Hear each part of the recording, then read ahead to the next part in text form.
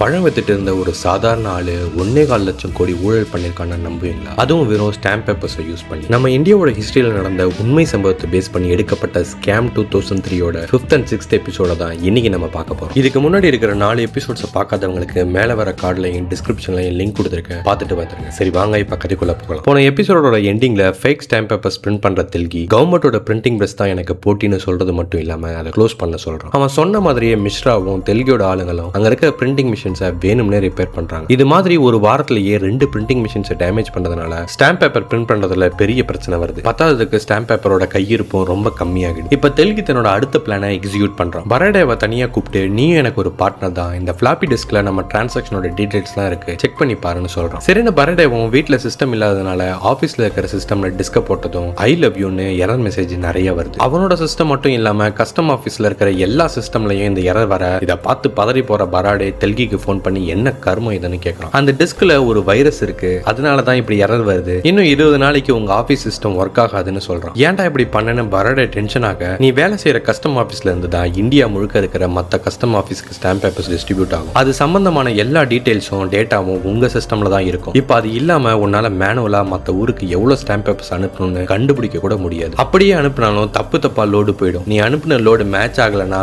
அதை திருப்பியும் அனுப்பிடுவாங்க. சோ எப்படியும் 20 நாளைக்கு நீ ஜாலியா இருக்கலாம்னு தெல்கி பராதே கிட்ட சொல்றான். அடுத்த கட்டமா இப்ப 24 மணி நேரமும் இவங்க வச்சிருக்க பிரிண்டிங் மிஷின்ஸை யூஸ் பண்ணி ஸ்டாம்ப் பேப்பர்ஸை பிரிண்ட் பண்றாங்க. இந்த கேப்ல கர்நாடகால புது முஸ்லீம் பார்ட்டியை ஓபன் பண்ணிருக்க தெல்கியோட தம்பி சலீம் தெல்கிக்கு போன் பண்ணி பேசுறான். நம்ம ஏரியால நிறைய ஸ்கூலு ஹாஸ்பிட்டல்லாம் மக்களுக்காக கட்டி கொடு, நாம இப்ப பண்றது எல்லாமே நமக்கு பின்னாடி உதவியா இருக்கும்னு தெல்கி அவன் தம்பி கிட்ட சொல்றான். இங்க பிரிண்டிங் மிஷின் லோடு தாங்க மாட்டேங்குதுன்னு புரிஞ்சுக்கிற தெல்கி சரி இன்னும் 2 மிஷின்ஸை நாம ரெடி பண்ணுவோன்னு மிஸ்ராக்கு 25 லட்சத்துக்கு பதிலா 50 லட்சம் காசு அனுப்பி வைக்கிறாங்க. கட் பண்ணா இப்ப இன்னொரு புது பிரிண்டிங் மிஷினை யூஸ் பண்ணி ஸ்டாம்ப் பேப்பர்ஸை எந்த பிரச்சனையும் இல்லாம பிரிண்ட் பண்றாங்க. பணம் இப்ப மழை மாதிரி இவங்க கிட்ட குமியுது. அதே சமயம் கோடவுன்ல இருக்கிற தெல்கியோட ஆளு சுலைமான் பேக்ல கொஞ்சம் ஸ்டாம்ப் பேப்பர்ஸ் எடுத்துக்கிட்டு வெளியே கிளம்புறான். அங்க இருந்து கிளம்பி கொஞ்சம் தூரத்திலேயே வண்டியை நிப்பாட்ட அப்ப அங்க வர ஒரு கேங் இவன் கொண்டு வந்த ஸ்டாம்ப் பேப்பர்ஸ் பேக் எடுத்துக்கிட்டு அதுக்கு பதிலா பணத்தை வச்சுட்டு போயிடுறாங்க. ஆக்சுவலா சுலைமான் தெல்கிக்கு தெரியாம இந்த மாதிரி வேலை பார்க்கறான். இங்க மும்பைல இருக்கிற செக்ரட்டரியேட் மீட்டிங்ல ஹையர் அபிஷியல்ஸ் பராடே கிட்டையும் மிஸ்ரா கிட்டையும் ஏன் ஸ்டாம்ப் பேப்பர்ஸோட சப்ளை இவ்வளவு கம்மியா இருக்குன்னு கேக்குறாங்க. அதுக்கு மிஸ்ரா மெஷின் பிரச்சனைனும் பராடே சிஸ்டம் இஷ்யூன்னு சொல்லி 2 பேரும் ஏதோ சமாளிக்கிறாங்க. அதே சமயம் தெல்கி அவனோட சொந்த ஊர்ல நிறைய நல்ல விஷயங்களை பண்றதுனால மக்களும் இப்ப அவனுக்கு சப்போர்ட் பண்றாங்க. இப்படியே நாட்கள் போக கர்நாடகால அவனோட பிசினஸ்க்கு நெருங்கின ஆளுங்களை பார்த்து அவங்கள தனியா கவனிக்கிறான் தெல்கி. இப்ப கட் பண்ணா வழக்கம் போல சுலைமான் அவனோட திருட்டு டிரான்சாக்சனை பண்ணிட்டு கிளம்பும் போது அப்ப கரெக்டா அங்க வர தெல்கியை பார்த்து சுலைமான் குழம்பி போறான். சரிவா போலான்னு 2 பேரும் குடவுனுக்கு போறாங்க. உனக்கு ஏதாச்சும் பணம் வேணும்னா என்கிட்ட நேரா கேட்டுக்கலாம்ல, ஏன் இப்படி பண்ண? உன்னை நம்பி தானே ஸ்டாம்ப் பேப்பர்ஸ் மணி எல்லாத்தையும் பாத்துக்கன்னு சொன்னேன், ஆனா என்னோட நம்பிக்கை எப்படி ஏமாத்திரியேன்னு தெல்கி அவங்கிட்ட கேட்க நான் இப்ப என்ன பெருசா பண்ணிட்டேன், நீ பண்ணதை விடவா நான் பண்ணிட்டேன்னு சுலைமான் திமிரா பேசுறான். இதனால செம்மையா டென்ஷனான தெல்கி அவனை போட்டு மாடு மாதிரி அடிக்கிறான். கூட இருக்கிற ஜேகே தடுக்க பார்க்க என்னை விடு, இவனுக்கு நான் கொடுக்க போற தண்டனை நம்ம கிட்ட வேலை செய்யற எல்லாருக்கும் ஒரு பாடமா இருக்கணும்னு சுலைமான கிரிக்கெட் பேட்டை வச்சு வெறித்தனமா அடிச்சு அவனை அங்கேயே கொன்னுறான். இப்ப கட் பண்ணா நடந்த எலெக்ஷன்ல கரிமாவோட கட்சி இல்லாம எதிர்கட்சி பார்ட்டி ஜாதவ் வின் பண்ணிடுறான். அந்த செலிப்ரேஷனோட டிராபிக்ல மாட்டின தெல்கி செத்து போன சுலைமான் இவன் கண்ணு முன்னாடி வந்து உயிரோட டான்ஸ் ஆடுற மாதிரி தெரிய இவன் அதை பார்த்து பதறி போறான். ஆக்சுவலா தெல்கியோட குற்ற உணர்ச்சி அவனை துரத்த ஆரம்பிக்குது. இதனால தெல்கி தடுமாறி போறான். சரின்னு டாக்டர் போய் பார்க்கும்போது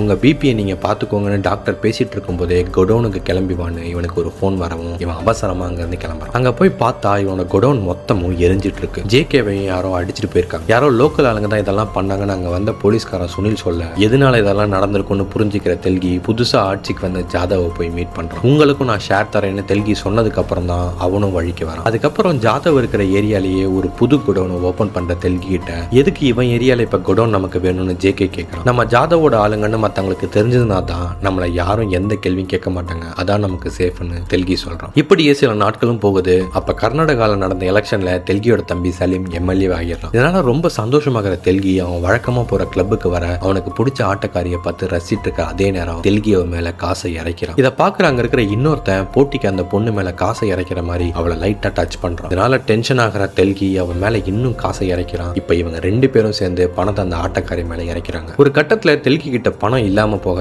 ஆப்போசிட்ல இருக்கிறவன் அந்த ஆட்டக்காரி முன்னாடி இவனை மோசமா கலாச்சிடலாம். இதுல தெல்கியோட ஈகோ பயங்கரமா அஃபெக்ட் ஆக கோவமா வெளியே வர தெல்கி யாருக்கோ போன் பண்ண கொஞ்ச நேரத்திலேயே தட்டா பணம் லட்சக்கணக்கில் கொண்டு வராங்க. அந்த எல்லா பணத்தையும் அந்த ஆட்டக்காரி மேல இவன் கொட்டுறான். சரி இதோட விட்டுடுவான்னு பார்த்தா இன்னும் நிறைய தட்டுங்க வருது. இப்ப அந்த ஆட்டக்காரியே இதை பார்த்து ஷாக் ஆகுறான். பணம் எல்லாம் இவனுக்கு ஒரு விஷயமே இல்லைங்கிற மாதிரியே அவன் மேல கொட்டுறான். கொட்டி திட்டிக்கிட்டே இருக்கான். இது எல்லாமே அவனோட ஈகோவை சாட்டிஸ்ஃபை பண்ணுது. இப்ப கட் பண்ணா அடுத்த நாள் காலையில தெல்கிக்கு போன் பண்ற தாம்பே, என்ன ஜி ஒரே நைட்ல ஆட்டக்காரிக்கு 90 லட்சம் ரூபாய் கொட்டிருக்கீங்கன்னு கேள்விப்பட்டேன், இப்ப பெரிய சூப்பர் ஸ்டார் ஆகிட்டீங்க போலேன்னு கேட்கறான். நீங்க சொல்ற மாதிரி நான் அவ்வளோலாம் கொடுக்கலன்னு சமாளிச்சுட்டு போனை கட் பண்ண. பின்னாடியே துக்காராம் போன் பண்றான். என்னையா நான் எலெக்ஷன்ல ஜெயிச்ச அப்புறம் கூட இவ்வளவு சம்பாதிக்கல, ஆனா நீ ஆட்டக்காரிக்கு 90 லட்சம் கொடுத்தியாமேன்னு கேட்கறான். இத்தனை நாளா தெல்கி எவ்வளவு பணம் வச்சிருந்தான்னு யாருக்கும் தெரியாம இருந்தது. ஆனா இந்த ஒரு விஷயத்திலேயே தெல்கி கிட்ட எவ்வளவு பணம் இருக்கும்னு எல்லாரும் தெரிஞ்சுக்கிறாங்க. கொஞ்ச நேரத்திலேயே தெல்கிக்கு போன் பண்ற சுனில், இத்தனை நாளா எங்க எல்லாரையும் ஏமாத்திட்டு இருந்திருக்கல, இனிமே எல்லாருக்கும் புது கணக்கை ஃப்ரெஷ்ஷா ஸ்டார்ட் பண்ணணும்னு திட்டிட்டு போன வச்சிடறான். தெல்கி அவனோட ஈகோவால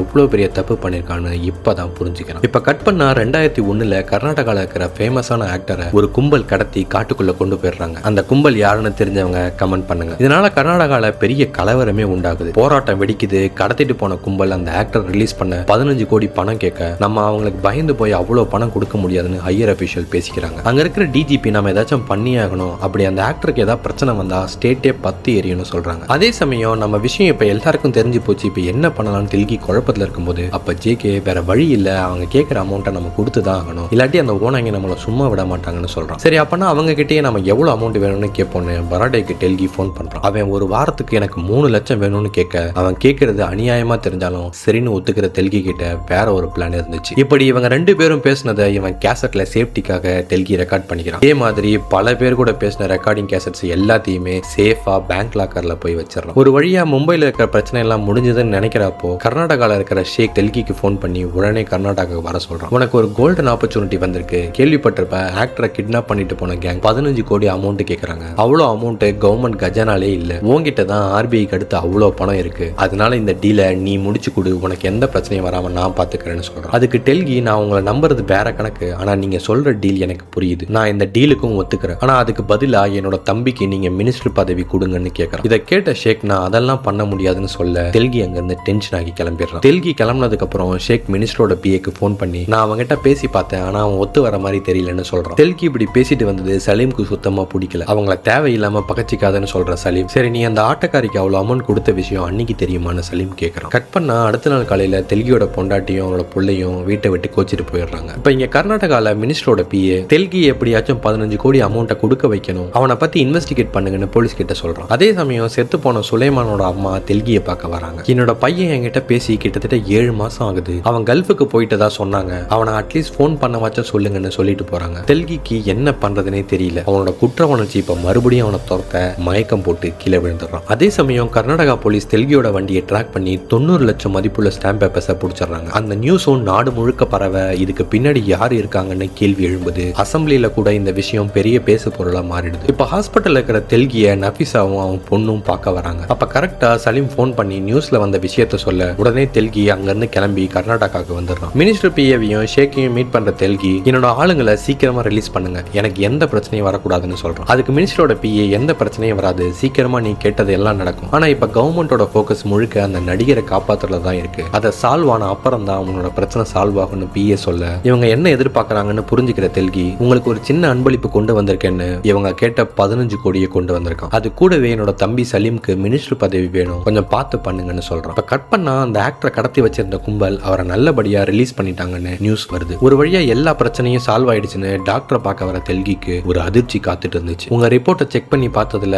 உங்களுக்கு HIV பாசிட்டிவ்னு ரிசல்ட் வந்திருக்குன்னு டாக்டர் சொல்றாரு. இதை கேட்கிற தெல்கி அப்படியே உறைஞ்சு போறான். வாழ்க்கையே முடிஞ்சு போச்சுன்னு ரொம்ப ஃபீல் பண்ணி அழறான். ஆனா அதே நேரம் டென்ஷன் ஆகிற தெல்கி நேரா அந்த ஆட்டக்காரியை பார்த்து முன்னால தாண்டி இப்ப எனக்கு HIV வந்துடுச்சுன்னு சண்டை போடுறான். ஆனா அவ சும்மா இல்லாம என்னை பத்தி நீ என்ன நினைச்சிட்டு இருக்க, நான் ரெகுலரா டாக்டரை செக் பண்ணிட்டு தான் இருக்கேன், எனக்கு எந்த நோயும் இல்ல, நீ எவ கூட போனியோ அங்க போய் கேளு, இங்க வந்து கத்திரவை எல்லாம் வச்சுக்காத, இப்போ ஒன்னாலதான் எனக்கு வந்திருக்குமோன்னு நான் செக் பண்ணணும், அப்படியே உன் பொண்டாட்டிக்கும் வந்திருக்கான்னு போய் செக் பண்ணடா பாவின்னு திட்டி அனுப்பிடுறான். இதனால மனசு உடஞ்சு போற தெல்கிக்கு ஜேகே ஆறுதல் சொல்றான். ஒழுங்கா உன்னோட ஈகோவை விட்டுட்டு அண்ணி கிட்ட போய் பேசு, அவங்கள சமாதானப்படுத்துன்னு சொல்றான். வீட்டுக்கு வர தெல்கியும் நஃபிசா கிட்ட மன்னிப்பு கேட்டு அவளை சமாதானப்படுத்துறதுக்கு அஜ்மீர் கோவிலுக்கு குடும்பத்தோட போறான். ஆனா அதே சமயம் தெல்கியை பத்தி இன்வெஸ்டிகேட் பண்ண போலீஸ் ஆபீசரை டிரான்ஸ்பர் பண்ணதுனால அவன் டென்ஷன் ஆக்கி எதிர்கட்சி மினிஸ்டர் கிட்ட நடந்த விஷயங்களை சொல்லிடுறான். அந்த ஆளு பிரஸ்ஸை கூப்பிட்டு இந்த விஷயத்தெல்லாம் சொல்றது மட்டும் இல்லாம இந்த அநியாயத்தை என்னால பொறுத்துக்க முடியாது, நான் தீ குளிக்க போறேன்னு டிராமா பண்றான். இதனால விஷயம் ரொம்ப பெருசாக டிஜிபி தெல்கியை அரெஸ்ட் பண்ண சொல்லிடுறாங்க. சரின்னு தெல்கியை தேடி அஜ்மீருக்கு வர போலீஸ் அவனை தர்கால இருந்து இழுத்துட்டு வர,